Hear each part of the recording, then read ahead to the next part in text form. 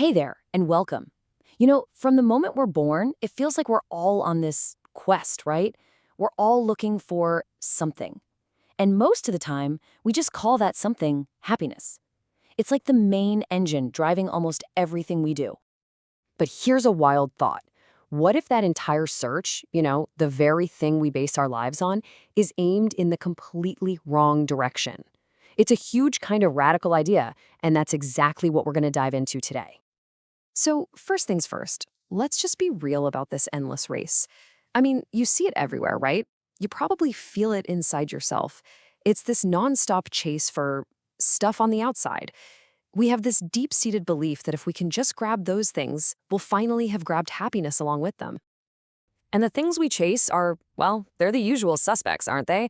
More money, getting famous, being seen as important, even just being perfectly healthy. Heck, some people are chasing it in the next life. And it all feels so normal, so logical. But the million-dollar question is, does any of it actually work? Okay, and this is where the whole thing gets really interesting. This is the point where we have to hit the brakes and look a little deeper. Because it turns out the thing that's really driving us, it might not be what we think it is. Not at all. And boom, here it is, the central idea. The search for happiness is actually a deception. Just let that sit for a second. Wow. I mean, we're not talking about a little tweak here. This is a complete 180-degree flip of everything we thought we knew. So the whole argument is this. We're not really running toward happiness at all. We're actually running away from something else, this deep inner feeling of sorrow or emptiness, sometimes called dukkha. We've got it all backward. We think happiness is the cure for that sorrow, but it's not. It's more like a temporary painkiller. It's a distraction, kind of like a drug that just helps us forget what's really going on underneath. And this traps us in a pretty predictable loop, right? It all kicks off with that inner restlessness. So what do? We start chasing something external, a new car, a promotion, whatever. And the chase itself, that's the fun part. It keeps our minds busy. But then we get it. We get the thing. The chase is over. And just like that, the distraction is gone. And guess what creeps back in? Yep, that same old feeling of emptiness. So naturally, we have to find something new, something bigger to chase. And the whole cycle just starts all over again. There's this fantastic story that just nails this idea. So a king hears a noise on his palace roof late at night. He goes and finds this guy and asks him, "What in the world are you doing up here?" The man says, "Oh, I'm just looking for my lost camel."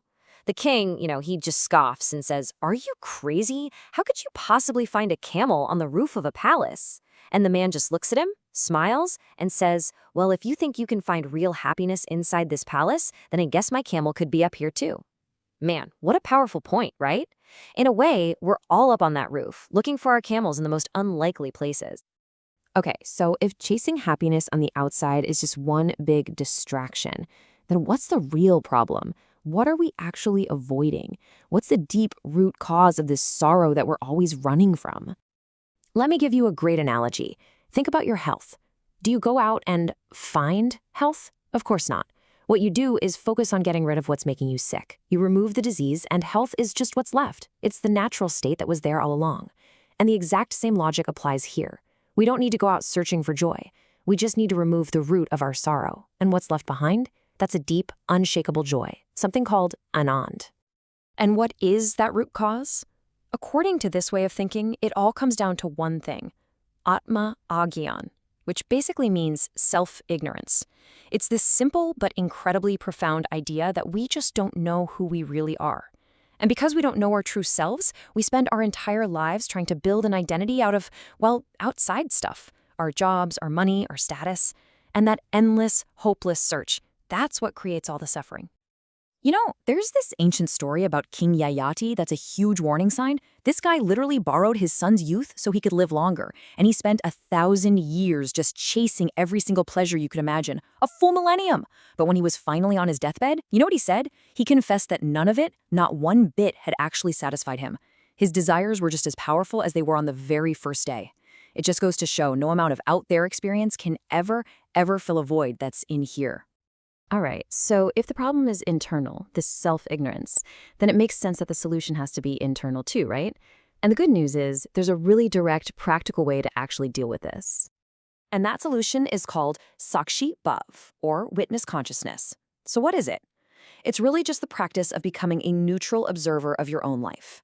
Think about it like this. You start watching your own thoughts, your emotions, your body's sensations, almost like you're watching a movie. You're the one in the audience, not the actor totally lost in the on-screen drama. And you can really see the difference in how you talk to yourself. Normally, we're completely tangled up in our experiences. We say, I am sad. It's like sadness becomes our whole identity. But with the witness perspective, you create this little bit of space. It's a small shift, but it changes everything.